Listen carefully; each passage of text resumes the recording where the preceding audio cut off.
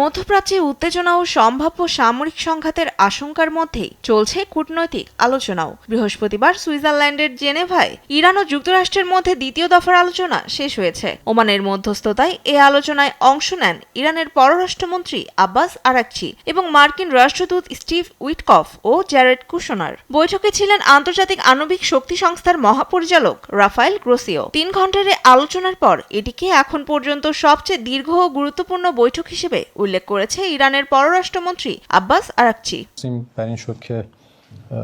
এই দীর্ঘ কয়েক ঘন্টার মধ্যে আমরা ভালো অগ্রগতি করেছি। কিছু বিষয়ে আমরা সমঝোতার খুব কাছাকাছি, তবে অনেক বিষয়ে আমাদের এখনো মতামতের পার্থক্য রয়েছে। নিষেধাজ্ঞা প্রত্যাহারের বিষয়ে আমরা আমাদের দাবিগুলি স্পষ্টভাবে উপস্থাপন করেছি।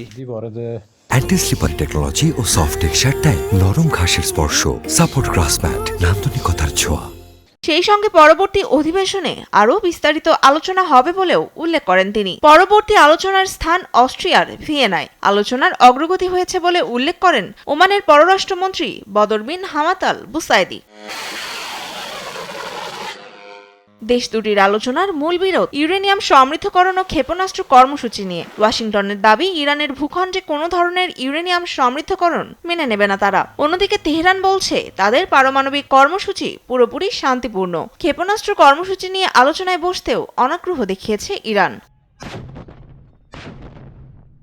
এদিকে যুদ্ধের আশঙ্কায় আতঙ্ক বাড়ছে সাধারণ মানুষের মধ্যেও। সম্ভাব্য যুদ্ধ বিবেচনায় রাজধানী তেহরান সহ বিভিন্ন শহরে নিত্য প্রয়োজনীয় খাদ্যপণ্য ও পানীয় জল মজুত করতে শুরু করেছেন তারা। বিশ্লেষকদের মতে জেনেভা বৈঠক পরিস্থিতি কিছুটা শান্ত করলেও দুই পক্ষ আদৌ সমঝোতায় পৌঁছাবে কিনা তা নির্ধারণ করবে আসন্ন ভিয়েনা আলোচনা। তনিমা ইসলাম, নিউজ ডেস্ক, দেশ টিভি।